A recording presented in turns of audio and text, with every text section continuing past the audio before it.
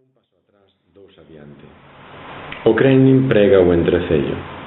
O intercambio de expulsións de diplomáticos entre a OTAN e Moscova, as denuncias do presidente Saakashvili sobre a implicación rusa nun suposto golpe militar frustrado polas autoridades de Tbilisi, os exercicios da OTAN en Xeorxia e, sobre todo, o impulso dado á asociación entre a Unión Europea e 6 ex-repúblicas soviéticas nunha faixa que vai dende Europa Oriental ata a Transcaucasia, conforman un novo panorama sombrío para restablecer a boa sintonía entre Occidente e Rusia.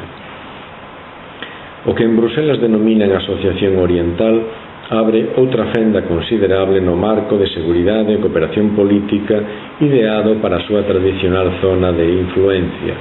Sorprende especialmente a inclusión neste grupo de Armenia e Bielorrusia, dous socios estratégicos cos que mantén importantes lazos militares, políticos e económicos.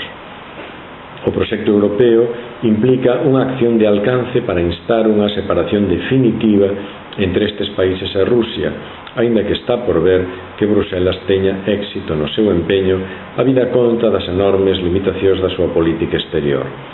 Pero Moscova toma nota dos desafíos ante a progresiva perda de influencia no seu entorno nas últimas décadas. Rusia vive como unha afrenta a crecente penetración de Occidente no seu estranxeiro próximo, circunstancia que lle obriga a decir adeus a moitas ambicións xeopolíticas cada vez máis mermadas na súa zona reservada.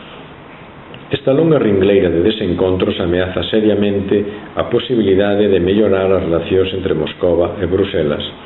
Dende a guerra de agosto en Xeorxia, os avances normalizadores no diálogo bilateral viñan sendo escasos pero progresivos. Un paso atrás, dous adiante, semella a táctica occidental.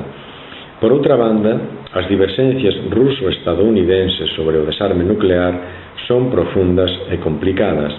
A desmilitarización do espazo exterior e a defensa antimisil dificultan o entendemento.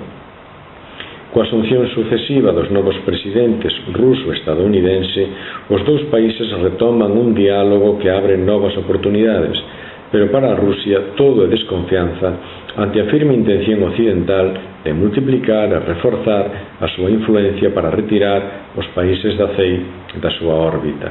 Moscova non quedará de brazos cruzados, pero a crecente fragmentación do espacio postsoviético e as limitacións da súa política de integración suxiren considerables beneficios para a Unión Europea.